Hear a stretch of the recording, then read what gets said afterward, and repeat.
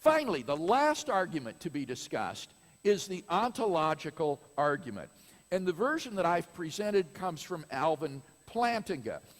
Now, let's simply summarize the argument. It's possible that a maximally great being, or God, exists. A maximally great being is a being which is omnipotent, omniscient, and morally perfect in every logically possible world. 2, if it's possible that a maximally great being exists, then a maximally great being exists in some possible world. 3, if a maximally great being exists in some possible world, then it exists in every possible world. That's true by definition because part of maximal greatness is to exist, pardon me, in every logically possible world. 4, if a maximally great being exists in every possible world, then it exists in the actual world. 5, if a maximally great being exists in the actual world, then a maximally great being exists. 6, therefore, a maximally great being exists.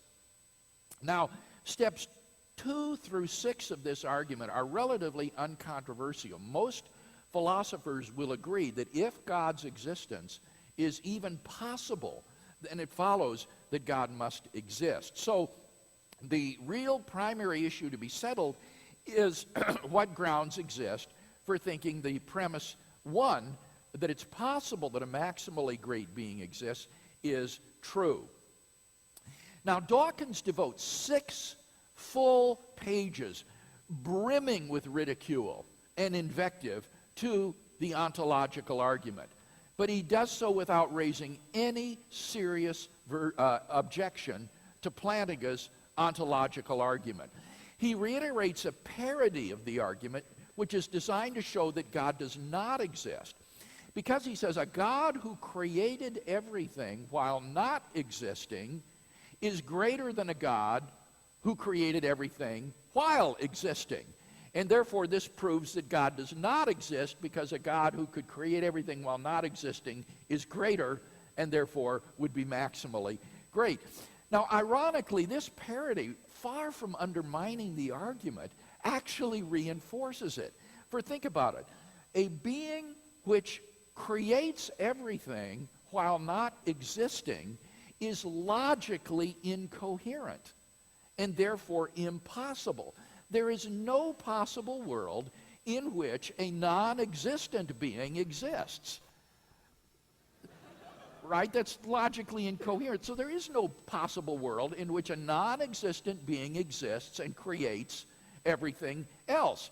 So that his parody is based upon a logical incoherence. Such a being isn't possible and therefore doesn't exist in any possible world.